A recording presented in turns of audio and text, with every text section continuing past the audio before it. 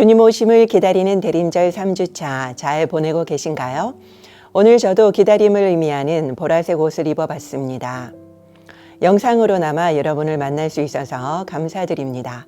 오늘 처음으로 매일의 묵상에 들어오신 분이 계십니까? 혹시 예수님을 믿지 않는 분이 계시다면 주님의 이름으로 축복하고 환영합니다. 정말 잘 오셨습니다. 교회를 꼭 방문해 주시기 바랍니다. 저는 최정현 목사고요. 일본어 예배와 호스피스를 담당하고 있습니다. 일본과 호스피스를 들으실 때마다 기도해 주시면 감사하겠습니다. 미국 대통령은 침식 때 성경을 읽는 전통이 있습니다. 대법관 앞에서 성경에 손을 얹고 읽지요. 오늘 말씀은 39대 지미 카터 대통령이 읽은 말씀으로 유명한데요. 뭘지 궁금하시죠? 바로 미가 6장 8절입니다. 사람이 주께서 선한 것이 무엇임을 내게 보이셨나니 여호와께서 내게 구하시는 것은 오직 정의를 행하며 인자를 사랑하며 겸손하게 내 하나님과 함께 행하는 것이 아니냐. 들으시면서 이거 하시는 분이 계시죠? 이 구절은 찬양으로도 유명하기 때문입니다. 뿐만 아니라 미가서 6장 8절은 소선지서 전체 주제이기도 합니다. 호세아부터 구약 끝까지 분량이 적은 12권을 소선지서라고 부르는데요. 미가는 소선지서들 정중앙에 있고 또 미가의 주제는 6장 8절입니다. 이 말은 미가서 6장 8절이 소선지서 전체 주제를 뜻하기도 한다는 거죠. 그래서 오늘 듣는 분은 수지 맞으셨습니다. 오늘 영상으로 소선지서 전체를 알 수 있으니까요. 미가서는 3개로 나뉘어집니다. 1, 2장, 3에서 5장, 그리고 6, 7장이죠. 각 파트의 내용은 심판과 구원인데 각 파트마다 들으라로 시작합니다. 오늘 본문인 미가서 6장은 세 번째 파트의 시작입니다. 시작이면은 내용은 심판이겠지요. 정말 들으라고 시작하는지 1절을 한번 살펴볼까요? 너희는 여호와의 말씀을 들을지어다. 역시 맞네요. 하나님은 무엇을 말하고 싶어서 그리도 들으라고 하시는 걸까요? 5절까지의 내용을 살펴보면 하나님이 그동안 공의롭게 행한 일들을 기억하라고 하십니다. 미가는 예루살렘 멸망을 선포한 최초의 선지자였죠. 멸망을 코앞에 둔 그들에게는 오히려 회개하라가 더 적합하지 않았을까요? 그런데 기억하라고 하시죠. 죄는 하나님을 잊을 때 짓기 때문입니다. 유대인들은 어릴 적부터 토라를 철저히 외우고 제사 규정을 철저히 지켰지만 정작 하나님이 하신 일은 잊었습니다. 이것은 저도 마찬가지예요. 설교 준비한답시고 정작 하나님과는 교제하지 못할 때가 있거든요. 설교 중에도 성도님들 보느라고 무척 바쁩니다. 조는 분이 계시면요, 깨워달라고 중보까지 하거든요. 어느 날 하나님이 너나 예배 잘 드려라 하시는 겁니다. 깜짝 놀랐죠. 그때부턴 내 예배부터 잘 드리려고 애쓰고 있습니다. 우리는 섬기는 예배와 드리는 예배라는 표현을 잘 씁니다. 엄밀히 말하자면 드리는 예배란 없죠. 예배만 있을 뿐입니다. 하나님을 기억하면 모든 게 예배니까요. 그런데 자꾸 하나님을 잊는 게 문제겠죠. 그래서 저는 예배 때 하나님을 기억하는 장치를 만듭니다. 우리 본당에서는 정면 십자가예요. 예배 드리다가도 십자가가 보이면 하나님 사랑해요. 예수님 사랑해요. 성령님 사랑해요. 이렇게 고백을 한답니다. 그 다음에 보이면 감사를 고백하죠. 하나님은 모든 걸 알기 때문에 굳이 표현할 필요가 있을까라고 물으실 수도 있습니다. 그러나 하나님은 인격적인 분이시기도 하지요.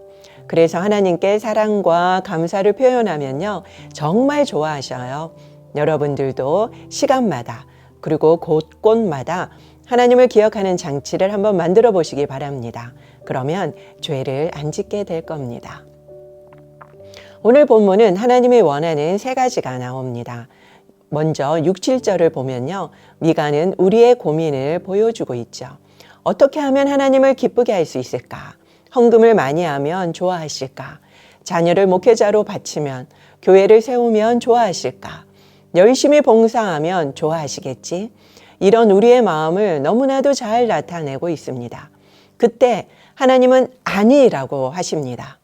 내가 원하는 건 종교적인 행위가 아니라 정의를 행하고 따스한 마음과 나와 동행하는 거라고 말씀하고 계십니다.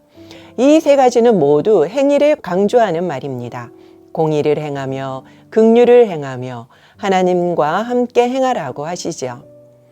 첫 번째 공의는 다른 사람보다 더 이롭게 느끼는 상대적인 의가 아닙니다. 하나님이 보시기에 의로운 절대적인 의를 실제로 행하는 걸 뜻해요. 그러면 당연히 사회 정의도 실현되겠지요. 그러나 한국 기독교는 예수만 믿으면 구원받는다라는 걸 강조하다 보니까 행동 없는 믿음만 갖는 경우가 많습니다. 세상 사람과 다를 바 없이 살면서 예수 믿는다는 고백만으로 구원까지 획득하려고 하죠. 하지만 하나님은 공의를 외치라가 아니라 공의를 행하라고 하십니다. 창세기 18장 19절에 보면 하나님이 아브라함을 택한 이유가 나옵니다. 놀랍게도요, 공의를 행하게 하려고 불렀다고 합니다.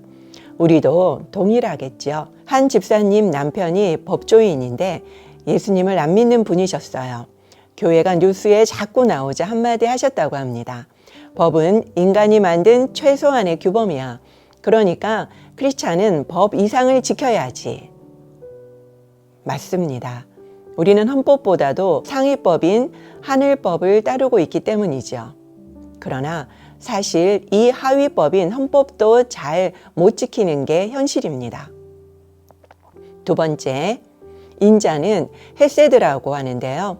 인애, 긍휼로 번역되는 단어이죠. 호세아서 6장 6절에도 하나님은 제사보다 인애를 원한다 하실 때 이 인애가 바로 헤세드입니다. 하나님은 한 번의 경건한 예배보다 삶에서 긍휼의 삶을 살기를 더 원하십니다.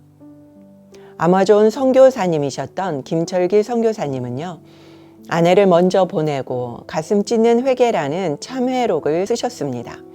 아내도 사랑하지 못했던 내가 아마존의 인디고족을 사랑하겠노라 라고 했다면서 참회하셨죠. 우리와 비슷하지 않습니까? 거룩한 헌신에 앞서서 우리는 가족을 사랑해야만 합니다. 헤세드는 도리와 상식이기 때문이죠. 우리는 상식적인 사람이 되어야만 합니다. 셋째로, 겸손히 하나님과 함께 행하는 것입니다. 하나님을 위해서 봉사하지 말고 하나님과 동행하시기 바랍니다. 함께 걸으려면 만나야 되겠죠. 그리고 같이 걷다가 보면 교제하게 될 것입니다. 이게 바로 예배입니다. 우리는 일방적인 예배가 아니라 하나님과 동행하는 쌍방 예배를 회복해야만 할 것입니다. 공의와 긍휼, 동행 중 우리가 부족한 건 무엇입니까? 예수님도 마태복음 23장 23절에서 아주 비슷한 말씀을 하셨어요. 당시 서기관들과 바리새인들은 아주 작은 것의 11조까지 철저히 지킬 정도로 종교적이었죠. 그러나 더 중요한 정의와 긍휼과 믿음은 버렸다고 책망하십니다. 이것은 미가가 말한 공의와 긍휼과 동행과 비슷하죠. 예수님은 더 중요한 정의와 긍휼과 믿음만 행하라 하셨나요? 아니지요. 이것도 행하고 저것도 행하라고 하셨습니다. 균형이 필요합니다. 지금 우리는 대림절을 보내고 있죠. 왕이신 예수님은 낮고 천한 이 땅에 인간의 모습으로 오셨습니다.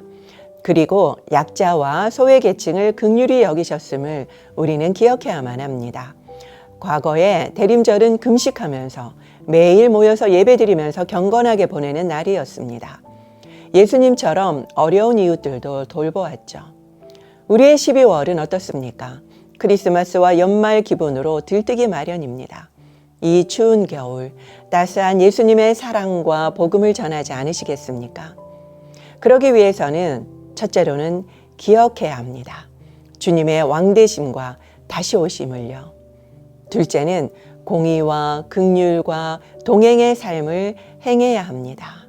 셋째는 이것도 행하고 저것도 행해야 합니다. 우리는 어느 부분이 약한가요?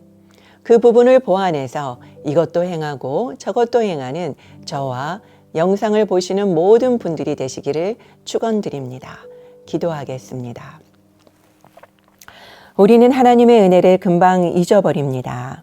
늘 하나님을 기억함으로 죄를 멀리하는 저희가 되게 하여 주시옵소서. 또한 공의를 행하고 긍휼을 행하고 겸손히 하나님과 행하는 자들이 되게 하여 주시옵소서.